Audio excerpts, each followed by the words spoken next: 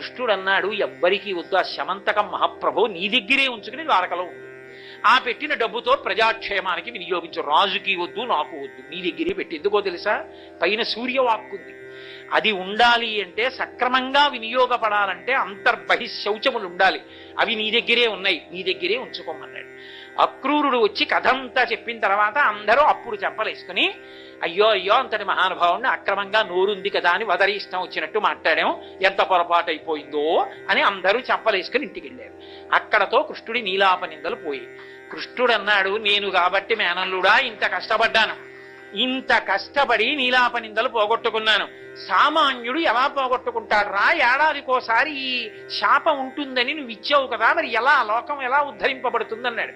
అంటే విఘ్నేశ్వరుడు అన్నాడు, మామయ్య మామయ్య, ఈ శమంతకోపాఖ్యానం కథని ఓసారి చెప్పుకుంటే చాలు, అక్షతలు వేసుకుంటే నన్ను చంద్రుణ్ణి చూసినా కూడా నీలాప నిందలు రావు. ఒకవేళ శమంతకోపాఖ్యానం ఇన్ని బలుపులు సగం చెప్పాక మర్చిపోతే ఎలాగరా? మరి ఇంత కథ ఎలా గుర్తుంటుంది అంటే, మామయ్య కంగారక్కర్లేదు, ఇవంతా చదువుకోలేకపోతే సింహ ప్రసేనమవధీ సింహో జాంబవతాహత సుకుమార కమారోధీ తవహ్యేషా శమంతక, ఈ ఒక్క శ్లోకం చెప్తే చాలు. వినాయక వ్రతకల్పంలో శమంతకోపాఖ్యానం అంతా చెప్పినట్టే. కాబట్టి నీలాప నిందలు రావు అన్నాడు. అప్పుడు అక్రూరుడి దగ్గరికి శమంతకం వెళ్ళిన తరువాత సూర్యుడి యొక్క వాక్కు ఫలించి ఏమైంది? మనందరం కూడా వినాయక చవితి నాడు నీలాప నిందలు పడకుండా మనకు ఒక కథ దొరికింది. కాబట్టి ఏడాదిలో వచ్చేటటువంటి బహుప్రమాదకరమైనటువంటి నీలాప నిందల నుండి తప్పించుకోవడానికి సావకాశ రూపమైనటువంటి శమంతకోపాఖ్యానం లభించడానికి కారణం ఎక్కడిది అంటే, మూలవాక్కు సూర్యనారాయణమూర్తిని. ఈ యథాతథమైన కథ ఎక్కడుంది అంటే విష్ణు పురాణంలో ఉంది. నేను ఇప్పుడు ఇవన్నీ సాకల్యంగా వివరించి శ్లోకాలన్నీ చూపించి మాట్లాడడం తగినంత సమయం దొరకదని నేను విహంగ వీక్షణంగా మీతో ప్రస్తావన చేయడం జరిగింది. కాబట్టి అంతటి అద్భుతమైన రీతిలో సూర్యనారాయణమూర్తి యొక్క అనుగ్రహం లోకాన్నంతటినీ కూడా అనుగ్రహించింది. ఆయన యొక్క పరాక్రమం, ఆయన యొక్క తేజస్సు, ఆయన యొక్క అనుగ్రహం సాధు పురుషుల యొక్క సంరక్షణము కొరకే కాదు, ధర్మాన్ని నిలబెట్టడానికి ఒక్కొక్క సమయంలో ఒక్కొక్క రీతిలో పరమాద్భుతంగా ప్రవర్తించి. శ్రీరామాయణం జరిగినటువంటి త్రేతాయుగం రోజులలో రామచంద్రమూర్తిగా శ్రీ మహావిష్ణువు ఆవిర్భవించారు. ఆయన తతశ్చ ద్వాదశే మాసే చైత్రే నామమికే తిథౌ నక్షత్రేది దైవత్యేసోచ్ఛ సంస్థేషు పంచషు గ్రహేషు కర్కటే లగ్నే వక్పతాం విద్యునా సహ ప్రోద్యమాని జగన్నాథం సర్వలోక నమస్కృతం అంటారు. 12 నెలలు కౌసల్యా గర్భవాసం చేసి సర్వలోక జగన్నాథుడైనటువంటి పరమాత్మ నరుడిగా ఆవిర్భవించాడు. ఎందుకు మనుష్యుడిగా రావాలి అంటే, రావణాసురుడికి వరం కాదు, తృణభూత హితామన్యే ప్రాణినో మానుషాదయ అన్నాడు. అసలు మనుష్యుల గురించి నేను వరవడగనన్నాడు బ్రహ్మగారితో. అసలు మనుష్యుల వలన చావుండకూడదని అడగను, ఎందుకంటే వాడు తృణంతో సమానం, గడ్డి పరకతో సమానం, వాళ్ళ గురించి అడగడం ఏమిటన్నాడు. కానీ మనుష్యుడు ఎంత గొప్పవాడో లోకానికి నిరూపించడానికి మహానుభావుడు నరుడిగా వచ్చి, నరుడిగా రావడం కోసమని కౌసల్యా గర్భవాసం 12 నెలలు చేసి బయటకు వచ్చాడు. వచ్చినటువంటి మహానుభావుడు నరుడిగా ప్రవర్తించినప్పుడు ఆయనకి సహాయపడడానికి, రావణ సంహారం చెయ్యడంలో రాముడికి ఉపకారం చెయ్యడానికి దేవతలందరూ తమ తమ అంశలతో వానరుల్ని సృజించారు. ఎందుకంటే వానరుల పేరు కూడా ఎత్తలేదు. అందుకే అంటారు హనుమ సుందరకాండలో, సుగ్రీవో నహిదేవో యమ్నాసురో నచరాక్షస నదానవో నగంధర్వో నయక్షో నచపన్నగ అంటారు. సుగ్రీవుడు కూడా గంధర్వుడు గాడు, యక్షుడు గాడు, పన్నగుడు గాడు. ఆయన వానరుడు, రాముడు నరుడు, వాళ్ళిద్దరూ కలిసి వస్తే రావణ నువ్వు నిలబడవంటారు. కాబట్టి ఇప్పుడు వానరులను సృష్టి చెయ్యాలి. దేవతలందరూ తమ తమ అంశలతో సృష్టి చేశారు. ఒకప్పుడు చతుర్ముఖ బ్రహ్మగారు గొప్ప తపస్సమాధిలో ఉన్నాడు. అంత తపస్సమాధిలో ఉండగా ఆనందభరితమైనటువంటి స్థితిలో ఉండి ఆయన రోమాంచితమై ఉన్నప్పుడు కన్నుల వెంట ఆనంద భాష్పములు పడ్డాయి. మనుష్య సృష్టిలా దేవతా సృష్టి ఉండదు. మీరు బాగా తేడా తెలుసుకోవలసి ఉంటుంది. ఇక్కడ ఈ భూలోకంలోనే అన్ని ప్రాణులు ఒకలా పుట్టవు, 4గా పుడతాయని చెప్తోంది వేదం. జరాయుజములు, అండజములు, స్వేదజములు, ఉద్భుజములు అని 4 రకాలుగా వస్తాయి ప్రాణులు. జరాయుజములు అంటే మావి చేత పుడతాయి కొన్ని, మనం పుట్టినట్టు. అండజములు అంటే గుడ్డు బద్దల కొట్టుకుని గుడ్డు పెంకులోంచి పైకొస్తాయి. అదొక ఆశ్చర్యకరమైనటువంటి విశేషం. ఎందుకంటే ఒక పక్షి గుడ్డుని పొదుగుతున్నటువంటి బొమ్మ గీయగలడేమో కానీ చిత్రకారుడు గుడ్డుని పొదుగుతున్నప్పుడు పక్షి పొందుతున్నటువంటి ఆనందం దాని కన్నులలో అభివ్యక్తమవుతున్న స్థితిని గీయలేదు. పక్షికి ఏం తెలుసు అనుకుంటాం, కానీ అది పెట్టిన గుడ్డు యొక్క పెంకు లోపల ఉన్నటువంటి పిండం అది ఇలా 2 కాళ్ళు పెట్టి మెల్లిగా కదిలి వచ్చి దాని కడుపు గుడ్డుకి తగిలేటట్టుగా గట్టిగా వాలితే గుడ్డు పెంకు పగిలిపోతుందని, గట్టిగా వాలకుండా మృదువుగా దాని పొట్ట గుడ్డుకి తగిలేటట్టుగా వంగితే పొట్ట వేడిని పెంకు గ్రహించి, పెంకు వేడిని లోపల ఉన్న పిండం గ్రహించి పొదగబడి లోపల ఉన్న పిండం పిల్లగా మారుతుంటే దానిలో ఉన్నటువంటి మాతృత్వం తన్నుకొచ్చి ఆ పక్షి ఎంత ఆనందాన్ని పొందుతుందో, నా పిల్ల తయారవుతోంది గుడ్డులోనని. అందుకని అండజములు గుడ్డులోంచి కొన్ని ప్రాణులు వస్తాయి, ఉద్భుజములు భూమిని చీల్చుకుని కొన్ని ప్రాణులు వస్తాయి. చెట్లు విత్తనం పెడితే అంకురం భూమిని చీల్చుకుని వస్తుంది. ఉద్భుజములు, అలాగే స్వేదజములు చెమటలోంచి పుడతాయి కొన్ని ప్రాణులు, పేలు మొదలైనటువంటివి. అలా 4 రకాలుగా వస్తాయి. ఒక్క భూమి మీదే మర్త్యలోకంలో, అంటే పుట్టినవన్నీ మరణించాలి, అలా మరణించే స్వభావం ఉన్న ప్రాణులు పుట్టే లోకాన్ని మర్త్యలోకం అంటారు. ఒక్క మర్త్యలోకమునందు సృష్టియే 4 రకాలుగా ఉంటుంది, ఒకలా ఉండదు. ఇక దేవతలు సంకల్పం చేస్తే ఆ సృష్టి ఒక్కలా ఉండదు, వాళ్ళు అనేక రకాలుగా సృష్టిస్తారు. పార్వతీ పరమేశ్వరులు ఒకానొకప్పుడు విఘ్నేశ్వరుడి యొక్క అవతారాన్ని సృజించాలనుకున్నారు. అవతారం అంటే అదే విఘ్నేశ్వరుడు అనేక రూపాలుగా వస్తూ ఉంటాడు. వచ్చినప్పుడు ఆవిడ కామేశ్వర ముఖాలోక కల్పిత శ్రీ గణేశ్వర పక్కన ఉన్న మహాకామేశ్వరుడి వంక చిరునవ్వుతో ఇలా చూసింది. ఆయన ఆవిడ వంక చిరునవ్వుతో చూశాడు. ఇద్దరి చిరునవ్వుల కాంతులు కలుసుకున్నాయి. గణేశ్వరుడు పుట్టాడు. పుట్టేం చేశాడు? మహాగణేశ నిర్భిన్న విఘ్నయంత్ర ప్రహర్షిత. ఆ భండాసురుడు లలితాదేవి సైన్యంలో వేసినటువంటి మహావిఘ్న యంత్రాన్ని ఆయన తన యొక్క దంతంతో పొడిచి పాడు చేశాడు. ఆ విఘ్నయంత్రం ఉంది కాబట్టి లలితాదేవి సైన్యమే లలితాదేవికి ఎదురు తిరిగింది. ఇప్పుడు ఎప్పుడైతే విఘ్నేశ్వరుడు వెళ్ళి విఘ్నయంత్రాన్ని తన దంతంతో బద్దలగొట్టాడో, అరే ఇదేమిరా ఇంత బుద్ధి తక్కువ పని చేశాం, మనం అమ్మవారికి ఎదురు తిరిగామేమిటని వాళ్ళందరూ క్షమాపణ చెప్పి మళ్ళీ అమ్మవారి వైపుకి వెళ్ళారు. అందుకని విఘ్నేశ్వరుడు అమ్మవారికి ఉపకారం చేసి ఆ మహాగణేశ యంత్రాన్ని బద్దలు కొట్టేస్తే అమ్మవారు సంతోషించింది. ఒకప్పుడు చిరునవ్వుల కలయికలోంచి వచ్చారు. ఈ సృష్టి ఎలా వస్తుంది అని అడిగారు. పరమేశ్వరుడు ఈ సృష్టి చూపులతో చేస్తాడు, కేవలం ఆయన అనుగ్రహంతో చూస్తాడు. అందుకే కామాక్షి కామేశ్వరుడు. కామేశ్వర అంటే సృష్టి జరగాలన్న కోరికతో చూస్తాడు, అంతే ఈ సృష్టి జరుగుతుంది. అందుకే పోతన గారు భాగవత రచన ప్రారంభం చేస్తూ ఆయన ఒక మాట అంటారు, నేను ఎవరిని స్తోత్రం చేస్తున్నాను అన్నదాని గురించి చెప్తూ, శ్రీకైవల్య పదంబు చేరుటకునై చింతించదన్ లోకరక్షైకారంభకు భక్తపాలన కళా సంరంభకున్ దానవోద్రేక స్తంభకు కేళిలోల విలస దృగ్జాల సంభూత నానా కంజాత భవాండ కుంభకు మహానందాంగనా ఢింబకున్ అంటారు. కేళిలోల విలస దృగ్జాల సంభూత నానా కంజాత భవాండ కుంభకు, కేవలము తన చూపుల చేత ఈ సమస్త బ్రహ్మాండములను సృష్టించినటువంటి ఆ శ్రీమన్నారాయణుడు ఎవరున్నాడో ఆయన యొక్క కథలు చెప్పడానికి నేను ఈ భాగవతాన్ని అంగీకరిస్తున్నాను. దానివల్ల కైవల్యం కోరుతున్నాను తప్ప నేను ఏ బిరుదులు కోరుకోలేదు అంటారు. ఇమ్మనుజేశ్వరాధములకిచ్చి పురంబులు వాహనమ్ములున్ సొమ్ములు కొన్ని పుచ్చుకుని సొక్కి శరీరము వాసి కాలుచే సమ్మెట మాటలంబడక సమ్మతి శ్రీహరికిచ్చి చెప్పే ఈ బమ్మెరపోతరాజొకడు భాగవతంబు జగద్ధితంబు కన్నని చెప్పుకున్నారు. అంతటి మహానుభావుడు ఆయన. ఈ చూపులతో బ్రహ్మాండములను సృష్టించాడు పరమాత్మ అంటారు. వక్త్రలక్ష్మీ పరీవాహ చలన్ మీనాభలోచన అంటుంది లలితా సహస్రం. మీనాక్షి, విశాలాక్షి, కామాక్షి అని 3 అక్షిశక్తులు. ఆవిడ కన్నుల యొక్క చూపుల చేత పోషిస్తుంది. దృశాద్రాఘీయస్యాదరదలిత నీలోత్పల రుచ దవీయంసం దీనం స్నపయ కృపయా మమపి శివే అనీనాయం ధన్యో భవతి నచితే హానిరియత వనేవా హర్మ్యేవా సమకర నిపాతో హిమకరః అంటారు శంకర భగవత్పాదులు సౌందర్యలహరిలో. గోవిందుడిగా కృష్ణ భగవానుడు గోవర్ధనోద్ధరణం చేసినప్పుడు కేవలం తన చూపుల చేత పోషించాడు.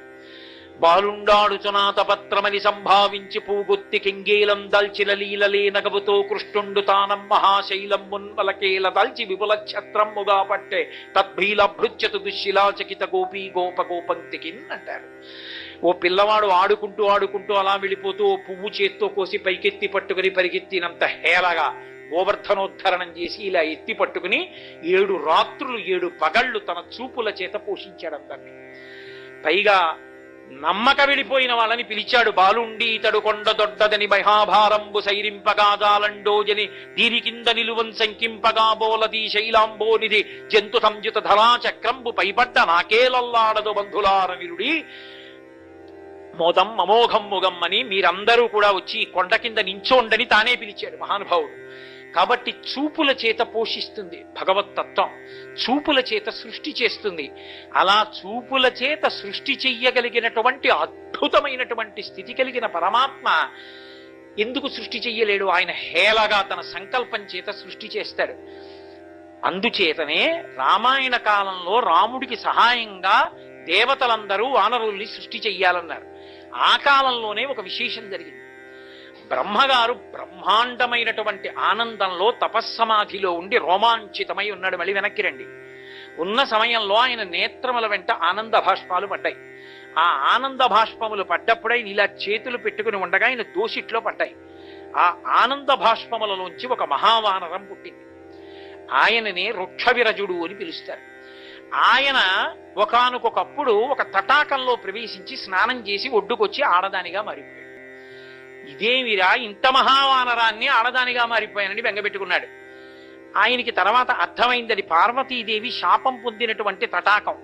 ఏ పురుషుడు ఇందులో స్నానం చేస్తాడో వాడు స్త్రీగా మారిపోతాడు. అనుగ్రహించారు, బెంగపెట్టుకోకు, రాత్రి వేళ స్త్రీగా ఉంటావు, పగటి వేళ పురుషుడైన వానరంగా ఉంటావు. ఆయన మహాసౌందర్యవంతమైన స్త్రీగా మారి ఆ ఒడ్డున నడిచి వెడుతున్నాడు. ఇదే సమయంలో సూర్య భగవానుడు ఇంద్రుడు ఆకాశంలో వెళ్ళిపోతున్నారు. వెళ్ళిపోతుంటే కింద వెళ్ళిపోతున్నటువంటి స్నానం చేసి స్త్రీగా మారిపోయినటువంటి స్త్రీ రూపాన్ని పొందినటువంటి వృక్షవిరజన యందు అనురక్తి కలిగింది. ఏమండి, ఇంత సూర్యుడికి ఇంత ఇంద్రుడికి ఇవేం బుద్ధులండి? బొత్తిగా అలా వెళ్ళిపోతూ అలా స్నానం చేసే వాళ్ళని చూసి కామోద్రిక్తత పొంది వీర్యస్ఖలనం అయిపోతే వీళ్ళకి నమస్కారాలు ఏమిటండి అని అనిపించవచ్చు. కానీ మీరు ఒక విషయం బాగా గుర్తుపెట్టుకోవాలి. శంకరాచార్యులు వారు సౌందర్యలహరి చేస్తూ చెప్తారు ఈ రహస్యం. హరిస్వామారాధ్య ప్రణత జన సౌభాగ్య జననీం పురాణారీ భూత్వా పురరిపిమపి క్షోభమనయత్ స్మరోపిత్వా నత్వా రతినయన లేహ్యేన వపుషా మునీనామప్యంత ప్రభవతి మోహాయ మహతాం అన్నారు. అమ్మవారు ఈ లోకంలో ధర్మం నిలబడడానికి ఉత్తరోత్తర కాలంలో మహోపకారం చెయ్యవలసిన వాళ్ళు మహాతేజోవంతులైనటువంటి వాళ్ళ కడుపున పుట్టడం కోసం మహాత్ముల యందు కూడా కామం కలిగేటట్టుగా చేస్తుంది, మన్మధుణ్ణి ప్రోత్సహించి. వారికి అలా కామం కలిగితే తప్ప మహాపురుష జననం జరగదు. మహాపురుష జననం జరిగితే తప్ప మన్ని ఉద్ధరించేవాడు ఉండడు. లేకపోతే పరాశర మహర్షికి సత్యవతీదేవి మీద మోహం పుట్టడం ఏమిటి? పగటిపూట రమించడం ఏమిటయ్యా అంటే మంచు తెరలు సృష్టించి చీకటిని సృష్టించి రమిస్తే వేదవ్యాస భగవానుడు పుట్టడం ఏమిటి అంటే కారణజన్మురాలైన సత్యవతీదేవి తప్ప పరాశర మహర్షి యొక్క తేజస్సుని భరించగలిగిన వాళ్ళు లేరు. ఆయనకి కామం కలిగి ఆయన తేజస్సు కదిలితే తప్ప వ్యాసుడు పుట్టడం. వ్యాసుడు పుడితే తప్ప కలియుగంలో అందరూ వేదం చదవలేరు. కాబట్టి ఆయుర్దాయాన్ని దృష్టిలో పెట్టుకుని వేదాన్ని విభాగం చెయ్యగలిగిన మహాపురుషుడు రాడు. అందుకని కామప్రచోదనం చేస్తున్నాడు. మహాపురుష జననం జరగాలి కనుక. అంతే తప్ప అర్థం బర్థం లేకుండా వాళ్ళు కామోద్రిక్తులవుతారని సిద్ధాంతం చేయకూడదు. అందుకే మహాపురుష జననమును విచారణ చెయ్యవద్దు అని చెప్తారు. కారణం ఏమిటంటే అది లోకోద్ధరణ కొరకు, మహాత్ముల సృష్టి కొరకు అమ్మవారు కామప్రచోదనం చేయిస్తుంది. ఇంద్రుడి యొక్క కామప్రచోదనానికి ఆయన యొక్క తేజస్సు ఆ వెళ్ళిపోతున్నటువంటి వానర కాంత తోక మీద పడింది. వాలము నుండి పుట్టాడు కాబట్టి వాలి. ఆ వెళ్ళిపోతున్నటువంటి సూర్య భగవానుడి తేజస్సు ఆ వానరకాంత కంఠం మీద పడింది. అక్కడ నుంచి పుట్టాడు కాబట్టి సుగ్రీవుడు. సూర్యకుమారుడు సుగ్రీవుడు, ఇంద్రకుమారుడు వాలి. రామాయణంలో ప్రధాన పాత్రలు పోషించారు. పైకి వాలి అధర్మం చేసిన వాళ్ళ కనపడతాడు. కనపడడం ఏమి? అధర్మం చేసిన వాడే. లేకపోతే రాముడు ఎందుకు తెగటారుస్తాడు? కానీ అదొక్కటే కాదు, వాలి చేసిన గొప్ప పని ఒకటి ఉంది. ఈ బ్రహ్మాండంలో ఎక్కడెక్కడ వానర జాతులున్నా సరే వాటన్నిటినీ వ్యవస్థీకృతం చేసి తన పరిపాలన కిందకి తీసుకొచ్చి ఎక్కడెక్కడ ఎన్ని వానర జాతులున్నాయో చిటిక వేసి పిలిస్తే వాళ్ళందరూ వచ్చేటట్టుగా తన స్వాధీనం చేసుకుని కిష్కింద రాజధానిగా పరిపాలించాడు. అందుకే వాలి చచ్చిపోయాక సుగ్రీవుడు రాజైతే సుగ్రీవుడు చిటిక వేస్తే ఇప్పుడు ఉన్న అంకెలలో అయితే ఎన్ని సున్నలు పెట్టి రాయాలో తెలియదు.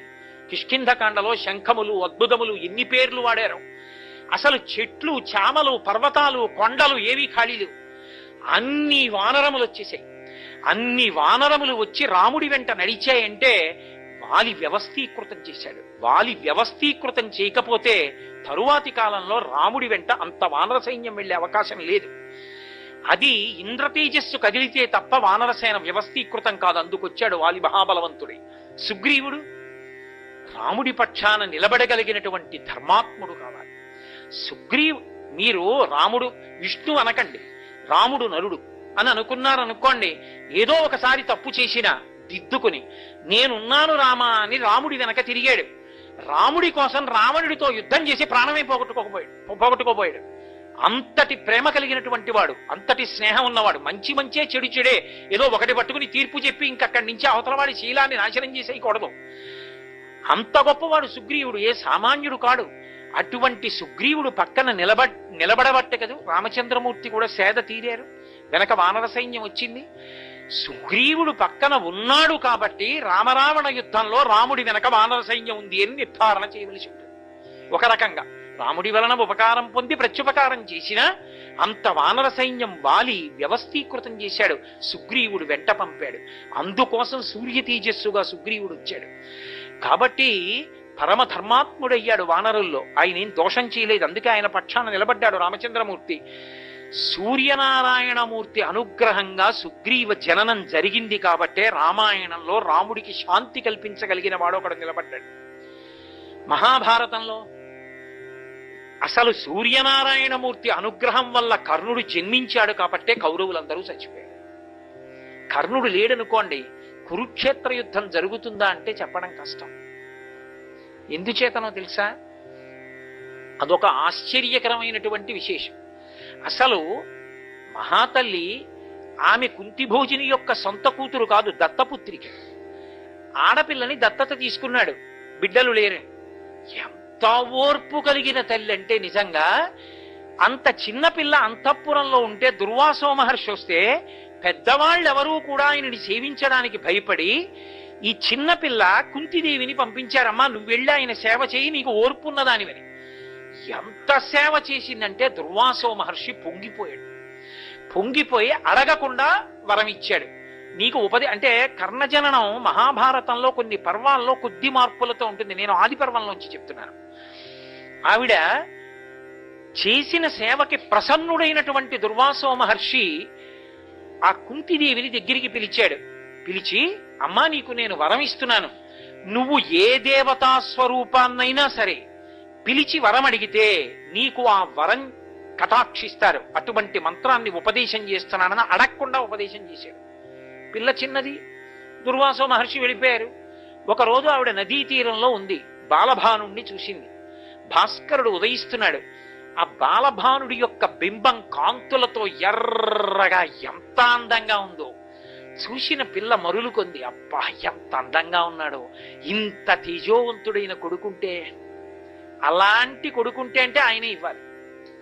దుర్వాసో మహర్షి మంత్రం ఇచ్చారు కదా, ఎలా ఉంటుందో చూద్దాం అనుకో. తర్వాత ఏమొస్తుంది ఆలోచించలేదు.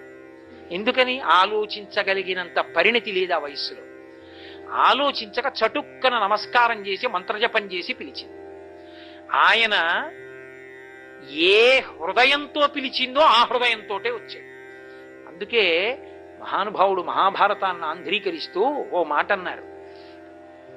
ఆవిడ 2 చేతులు ఇలా ముడిచి నిలబడి నమస్కరిస్తే గగనంబున నుండి వచ్చే కమలమిత్రుడు ఎలా అంటే ఆయన యొక్క తేజో ఉగ్రత్వాన్ని ఉపసంహారం చేసేసి తరుణజ్యుతితో అన్నారంటే ఎర్రటి కాంతితో చూడగానే అబ్బా అనిపించేటంతటి ప్రసన్నమూర్తిగా నడిచొచ్చాడు సూర్యుడు. వచ్చి నువ్వు ఏ కోరికతో పిలిచావో నాకు తెలుసు, కుమారుడు కావాలని అడిగావు కాబట్టి నీకు అనుగ్రహిస్తానన్నాడు. అప్పుడు ఆవిడికి భయం వేసింది. ఆవిడంది, నేను కన్యని, తల్లిదండ్రుల యొక్క ప్రాపున ఉండవలసిన దాన్ని, కన్యాగర్భం వచ్చి పిల్లవాడు పుడితే రేపు పొద్దున్న లోకం నింద చేస్తుంది నన్ను, నేనేం చెప్పుకుంటాను లోకానికి, అందుకని వద్దు, వెళ్ళిపోదు. దేవతలకో ధర్మం ఉంటుంది, ధర్మం అన్నది అందరికీ ఉంటుంది. ఆయన అన్నాడు, దేవతలు ఒకసారి ప్రసన్నులై వస్తే కోరిక తీర్చకుండా వెళ్ళకూడదు, కాబట్టి నేను నీ కోరిక తీర్చవలసిందే. నీ భయం ఏమిటి? నీ కన్యాత్వం చెడుతుందని. 2, కన్యగా ఉండగా గర్భం ధరిస్తే లోకానికి తెలిసి నింద చేస్తారని. అసలు నీ కన్యాత్వానికి భంగం రాదు, నువ్వు గర్భం ధరించి బిడ్డని కనక్కర్లా, సద్యగర్భంలో నీకు కుమారుణ్ణి ఇస్తున్నానని ఇచ్చి వెళ్ళిపోయాడు. ఆ సూర్య తేజస్సుతోటే సహజ కవచ కుండలాలతో సూర్యబింబంలా ప్రకాశిస్తున్నటువంటి కొడుకు పుట్టాడు. ఎత్తుకుంది చేతిలోకి, మాతృత్వం పొంగుకొచ్చింది. ఇంత గొప్ప కొడుకు, సమస్త క్షత్రియ మండలాన్ని శాసించగలిగిన వాడు. బిడ్డని ఇంటికి తీసుకెడితే తన జీవితం ప్రమాదంలోకి ఎడుతుంది, వదిలేయాలంటే అమ్మతనం అడ్డొచ్చింది. ఏం చెయ్యాలని బెంగబెట్టుకుంది. ఎవరు బిడ్డనిచ్చాడో ఆ సూర్యుడే మంజూషను వదిలిపెట్టాడు. ఓ పెట్టె కొట్టుకొచ్చింది నదిలో, అందులో పడుకోబెట్టి మనసు రాయి చేసుకుని మూత పెట్టి వదిలేసింది. అది వెళ్ళి రాధాదేవికి దొరికి సూతుడి కొడుకుగా పెరిగాడు. ఈ పెరిగిన కర్ణుడు పుట్టుకతో అపారమైనటువంటి బలవీర్యములున్నవాడు. కాబట్టి ఇప్పుడు ఆయన మనస్సులో ఏ కోరిక ఉంటుంది? ఆ కాలమునందు ఆయనతో పోల్చదగిన వాడెవరో వాడికన్నా గొప్పవాడిని నిరూపించుకోవాలని ఉంటుంది, సహజం కదా. ఆయనతో సమానుడు అర్జునుడు. అర్జునుడి కన్నా నేను గొప్పవాణ్ణి అని చెప్పుకోవాలని కోరిక. ఆనాటి వ్యవస్థలో ఆయనకు ఆ అవకాశం కలగలేదు. కుమార అస్త్రాభ్యాసమునందు నువ్వు ఎవరి కుమారుడవు అని అడిగితే నేను క్షత్రియుడను అని చెప్పలేకపోయాడు. అందుచేత దుర్యోధనుడికి ఒక కోరిక ఉంది, అర్జునుణ్ణి కొట్టగలిగిన విలుకాడు కావాలి. ఎందుకని? తన దగ్గర భీష్మద్రోణాదులున్నా ఆయనకి నమ్మకం లేదు తన పక్షాన ఉంటారని, ధర్మపక్షం అన్నట్టు వెళ్ళిపోతారని అనుమానం. తనని నమ్మి తన కోసం ప్రాణం పెట్టేటటువంటి అర్జునుడితో సమానమైన ప్రతిద్వంద్వి విలుకాడు కావాలి. ఆయన ఏం చేశాడు? వెంటనే కర్ణుడికి అంగరాజ్య పట్టాభిషేకం చేశాడు. కర్ణుడు సామాన్యుడు కాడు, అపారమైన తేజోమూర్తి. ఎంత తేజోమూర్తి అంటే ఒకప్పుడు కర్ణుడిని తక్కువ చేసి అర్జునుడు మాట్లాడితే కృష్ణుడు ఇలా వేలు చూపించి చెప్పాడు, ఏమనుకుంటున్నావో, నీతో సమానుడు లేదా నీకన్నా అధికుడు కర్ణుడు, నీకన్నా తక్కువ వాడు కాడు. కర్ణుడు పడిపోయాడంటే ఒకటే కారణం, ఎన్ని శక్తులున్నా, ఎంత సమర్థత ఉన్నా, శిబి వంటి మహాపురుషుల వంటి దానగుణం ఉన్నవాడైనా, గొప్ప ప్రభుభక్తి కలిగిన వాడైనా, ఆ ప్రభుభక్తి దుర్యోధనుడు లాంటి దుర్మార్గుడి వైపు వెళ్ళిపోయింది. అందుకే అతను సంతోషించాలని చేసేవాడు అన్ని పనులు. దుర్మార్గుల్ని ఆశ్రయించడం ఎంత ప్రమాదమో, అటువంటి వారి పట్ల స్వామి భక్తి ఉన్నా ప్రమాదానికి ఎడుతుంది. హనుమ స్వామి భక్తి రామచంద్రమూర్తి పక్కకెళ్ళింది. భవిష్యత్ బ్రహ్మగా అవుతున్నారు, చిరంజీవి అయ్యారు. కర్ణుడు దుర్యోధనుడి వైపు తిరిగాడు. ఆయన స్వామి భక్తి దుర్యోధనుడి వైపుకి వెళ్లడంతో కురుక్షేత్ర సంగ్రామం జరిగింది. ఎందుకంటే దుర్యోధనుడికి ఒక ప్రాపు దొరికింది, అర్జునుణ్ణి కొట్టేవాడు నా దగ్గర ఉన్నాడు, ఈ నమ్మకమే కురుక్షేత్రం జరిగేట్టు చేసింది. ఇంతటి దానగుణం కలిగిన వాడైనా ఏమి తక్కువ వాడండి? శాపాలున్నాయి, పడిపోయాడు నిజమే, కానీ ఒకానొకప్పుడు నువ్వు సాక్షాత్తు కుంతీదేవి యొక్క పెద్ద కుమారుడివి, నీకే పట్టాభిషేకం జరుగుతుంది అన్నా కూడా అక్కర్లేదు. నన్ను నమ్ముకున్నాడు, నాకు అంగరాజ్య పట్టాభిషేకం చేశాడు, నేనున్నానని యుద్ధానికి బయలుదేరుతున్నాడు.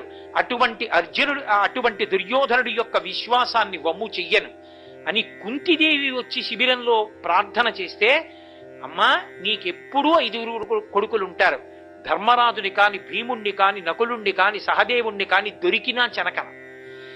వాళ్ళ 4 5వ వాడు నేనో కర్ణుడు, అంతే, నేనో అర్జునుడు. అర్జునుణ్ణి మాత్రం మొదలను. ఎందుకో తెలుసా అమ్మా, నేనున్నానని నమ్మకం పెట్టుకున్నమ్మా దుర్యోధనుడు యుద్ధానికి వస్తున్నాడు, ఆ అర్జునుణ్ణి తెగటార్చకపోతే నేను స్వామిద్రోహం చేసిన వాడిని అవుతాను. అది దుర్యోధనుడి పట్ల వెళ్ళిపోయింది ఆ భక్తి. అది నిజంగా ఇంకొక వైపుకి ఎడితే కర్ణుడు ఏమై ఉండేవాడు. అందుకే కర్ణుడు లేని భారతం లేదు, కర్ణుడు లేకపోతే కురుక్షేత్రం లేదు, కర్ణుడు లేకపోతే అసలు అధర్మాన్నంతటినీ కట్టకట్టి కాల్చడం తేలిక కాదు. కర్ణుడు ఉన్నాడని వచ్చాడు దుర్యోధనుడు యుద్ధానికి.